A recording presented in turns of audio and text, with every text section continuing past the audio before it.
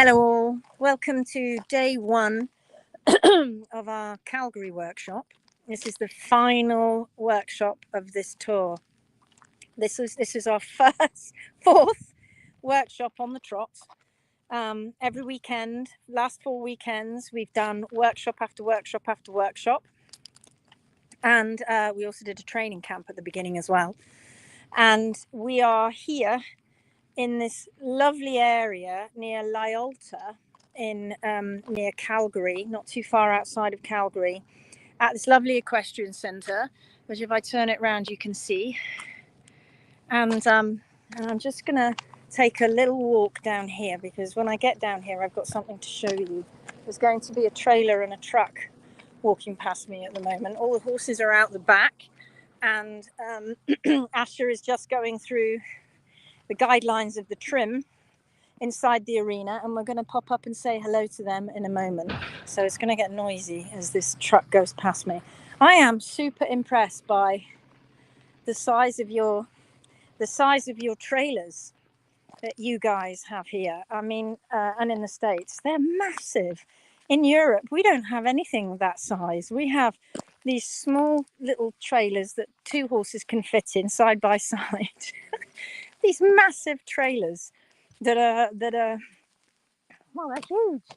That are often like goosenecked into the back of your massive trucks. Incredible. Anyway, so we're here at this lovely arena, and we've gone through the first major lecture, the morning lecture, which is always a bit of a always makes people's backsides hurt a little bit, because that sounds rude, doesn't it? Because they've sat on them for so long. And here, look at this. Look at this. I got 2 friends. Look at that. Look at that. They're plastic. And look, there's a little one down here as well. Look at that little dude. Can you see him? Isn't that cool? And then they've got 2 skeleton riders on top. That's spooky. Look at that. It's kind of spooky and cool all at the same time. Look at that. Isn't that great? And then you've got these funny little feet on the bottom. I just thought I'd show you that. It's quite cool. All right, mate. Anyway, yeah, so they have to sit on their bums for quite a long time this morning, listening to me rabbit on. And it's a long lecture. They have breaks. I do give them breaks. I'm not that mean. Not many. And it's a long lecture. And they sit and talk. We talk a lot about them. We everybody introduces themselves, and everybody talks about things that have, gone wrong or are going good. And then we talk about misconceptions as they start coming up. And one of the biggest things that comes up at the beginning of every workshop, and it's always at the start of a workshop, one of the things that comes up right at the beginning is not so much nowadays about the rotation, about P3 rotation. When you're in our world, P3 rotation, you fully understand now, most people fully understand, is to do with hoof care imbalance. They're getting that. It's the side of it where we still want to blame diet for other things that are going wrong and laminae separating.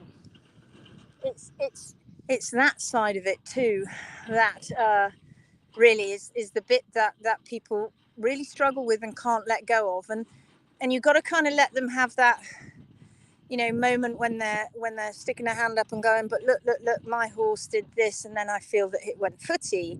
And my response always to that is, what did the feet look like at that moment in time? What time of the year was it? What was going on with the ground? Was the ground soft or was the ground hard?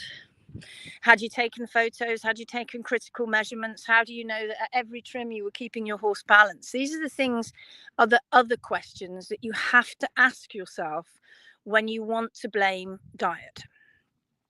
When you want to blame diet, or you want to blame a vaccine, or you want to blame a wormer, you have to then critically say to yourself, have I got images of the feet when that horse went sore? Did the horse just go footy? I just got some boots, put them on, and he improved. What we should have done is the second that that horse went footy, or that horse was having problems, hair's going everywhere, we should have at that moment in time picked up the hooves, taken photographs, measured them, and looked at them. Very few people do that unless you're an HMB pro in training or you've been to one of these workshops. So this is something that's very hard for people, because we still have this idea that hooves, you trim them and they grow a bit, but they largely remain the same. They don't. Hooves are changing all the time depending on the environment, the ground that those hooves are on, the terrain, the amount of work that horse is doing, and the kind of trim that you've done on that horse's foot, or your farrier or your trimmer's done. Nothing stays balanced for very long in the domestic world.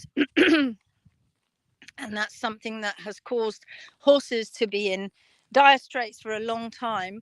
And not just that, for owners to blame, well, and not just owners, trimmers, farriers, vets, etc., and body workers, you name it, to blame diet as being the major problem. And I just ask you, like I said, I asked them this morning, is to step out of that box for a moment, and every single time you want to blame your horse's footiness or walking so terribly on diet, I want you at that point then to think, okay, let's just park that for a moment. What other things could it be? Because Lindsay's telling me to look at the hooves. So I'm going to take photos. I'm going to take proper photos. I'm going to measure the feet. I'm going to get in touch with a group or an organization like us who can teach me how to do that. And I'm going to see if it really is the diet, or if in fact it might be something else. And when you start doing that, you will see patterns beginning to show, and you will see that in fact what you were blaming on something else, you can start to find the answers in the hooves. So right now, at this moment in time, Asher is up there doing the guidelines of the trim, and I'm going to take you up there in a minute. I can't see the screen very well, so I'm going to go in where it's a little bit darker, but I'll have to be a little bit quieter because we're in the arena and she's up on the mezzanine, but they will hear me if I talk too loud. And they're just about to start doing, could I have a trim? It's going to go dark now because I've got reaction. Let's see, it's a bit dark. These are the legs, look. Oh, can you see them? There they are. There they are. 25 legs we've got defrosting at the moment. And they've been wrapped. The students have been down here and they've wrapped the legs. We have some cut off at the fetlock and some cut off just below the knee and below the hock. It's easier, in fact, to hold if they're cut off just below the knee or below the hock. Not so easy when they're shorter, but hey, it's what we've got. And we are extremely grateful that this has been set up by a couple of students and a lady at this workshop. We're extremely grateful to them for being here, for getting this place and for getting the legs so that we can be here. Because without them, this workshop wouldn't be happening. So they're going to be doing that in a moment. I'm going to nip upstairs in a second when I've had a look at some of your comments. Ulrika's here. Hello, it's late for you. What are you doing awake? Gail says hello. Jeanette as well. Hi. It's all late for you guys. Cost as much as a small house. What, those trailers? They're immense. Honestly. But if I had to have a truck in Europe as big as the trucks you need to pull those damn things, not damn things, they're great things, but a damn big truck, you hear them, then I wouldn't get it down the lanes. We'd get stuck. So I'm going to take you up and you're going to have a look. Can you hear them? And I want to make sure I'm properly getting down to my hard plane. So I'm going to now grasp to still taking my height down to that hard plane. And I want my rasp to ever so slightly touch the edge of my hard plane. So on this foot, it's touching. Oh my God, here she comes. Great. That's what I just said. I was being so quiet, literally. I came creeping up and now they've seen us. And we were so quiet, weren't we? Okay. I should have come from the other side. Say hello, everyone. Hello. Gosh, that was a bit weak and feeble, wasn't it? Hello. Say a bit louder. Woo! Okay, I'm going to leave you guys to it. Well done. How far in are you? Are you nearly done? We're towards the end of step 3. Oh, gosh, you've still got ages to go. I'm going fantastic. All right, we're saying goodbye. Bye-bye. Bye. So what I want to do is I'm still taking my height down to that hard soul paint. It doesn't look like there's much, but I want to make can hear her up there. Okay. So I want my grasp to touch the edge of my hard soul paint. In this arena right now, there's a couple of horses. So I'm going to just kind of hovering by doing my quarters first, like I did when I start off with my quarters. And what I want to do is I want to keep the grasp as flat as possible. So this is a really crucial stage of the workshop, because this is the moment when they've not touched a leg yet. This is the moment that they're just about to get a leg and they're just about to start trimming.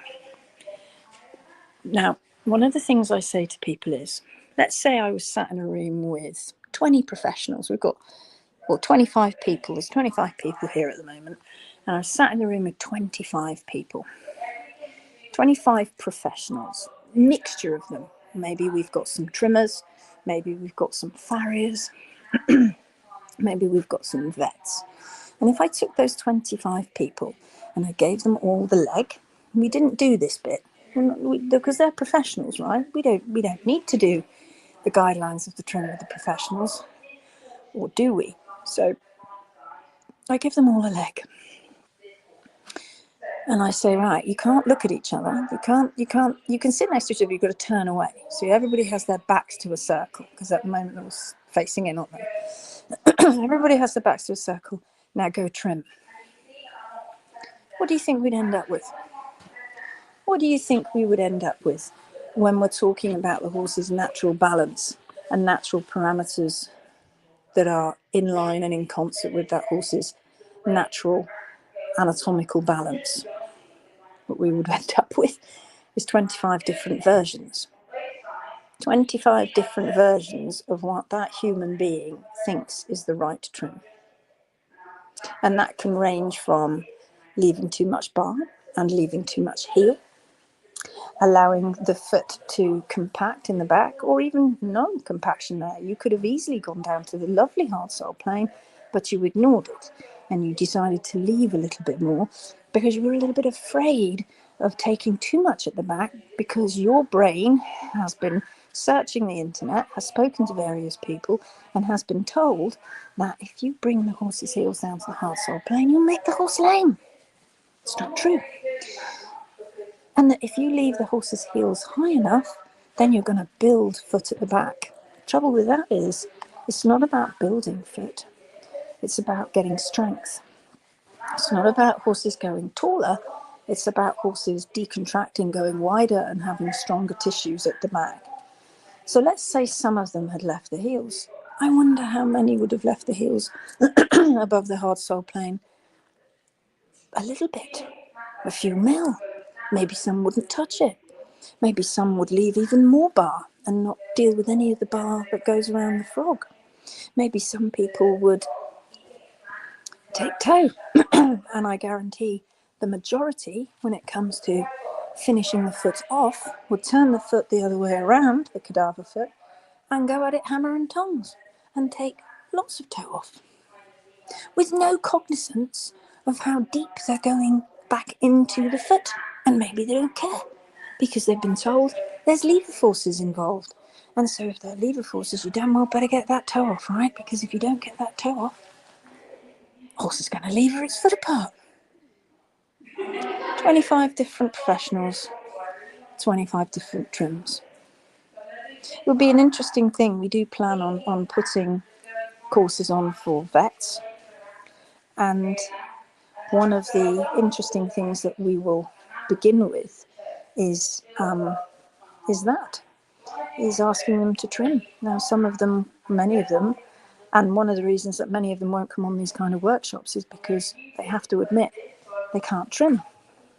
They don't know how to. And part of the way that they've been taught is that they don't think they need to. Because why? They don't have to do that job. That's somebody else's job. Just like I've said to every single owner out there, even if you're not going to trim, you damn well better know what that person is doing to that horse's foot, because if you can't trim or you don't know what the horse's natural foot should look like, then you have absolutely no clue what any one of those 25 professionals is doing to your horse's foot. So it's going to be interesting this afternoon. That's why Ash is therefore going through the guidelines of the trim. It's not a method, remember. We're not teaching a method. We've got guidelines. We've got steps that help people remember what is the next thing. Have I got, how much bar should I clear? What should I do next? It's like a recipe of how to navigate through the trim. It's not a method, because we only follow what the horse is showing us. And sometimes what the horse is showing us is a terribly distorted hoof capsule that's been left like that by the previous hoof care professional, which is extremely common. So that's what we're going through at the moment. And then they will get given their foot, and then they've got to trim. They just got to get in for the first time. We don't put too much pressure on them. We just say, right, this is what you need to do. Here are the tools. We want to see how you're using the tools. Are you using the knife properly? Are you using the nippers properly? This is exceptionally important, and it's something that most courses don't do. You can't teach people to really appreciate the hoof capsule and how to trim on live horses. 25 people up there. Of those, there are 5 that I know of that have been trimming. Of the rest of them, they are people who are nervous of knives, nervous of the nippers, nervous of doing any harm, and the last thing they need is to deal with a live horse and all the stress that goes with that, and the live horse getting stressed because they can't efficiently use their tools and they don't know what they're doing. That is not how you teach trimming. It isn't. If you want people to really understand what they're meant to be doing on hoof level, you've got to give them plenty of time with the hoof. And that's why trimming with cadavers is really the only way that you can teach people and supercharge them. And can you still hear her in the background? Carol Laura says hi. Hello. Jeanette says, it took me a long time to let go of the blame, the diet ideology. It's really hard. People don't want to let go. They don't want to let go of it. Tommy says, hi everyone, I'm in a camper in a thunderstorm. Tammy, I'm in a camper in a thunderstorm. Oh, that sounds awesome. I love thunderstorms. Rona says, hi Lindsay, hi darling, just woke up. Okay, so they're coming to an end now up there, up on that mezzanine level. There they are all the way up there. So I'm going to bring this to an end because I've got to get up there and start helping them, because in a moment they're going to be let loose, as I said to you. They're all going to have their own cadaver, and we're going to be walking around. As you've probably seen many photos of us, as you've seen many photos of the workshops, they're all going to be working hard on their cadaver, and we'll be going around helping them with their knife skills and helping them with their nipper skills. And so many people are terrified of nippers and terrified of what to take and how to take it, and etc. etc. So I'm going to get up there and go and join in and say goodbye to you. And there's a lot of people that are in Europe and the UK now asleep. Sorry, I'm a bit late. And but the rest of the world is with me, I think. So I'm going to say good night and good day, and we'll see you tomorrow. I'll do another live tomorrow on the second day, and we'll see what we got up to on day 2. All right then. That's goodbye from them and goodbye from me. Take care. Love you all. Bye.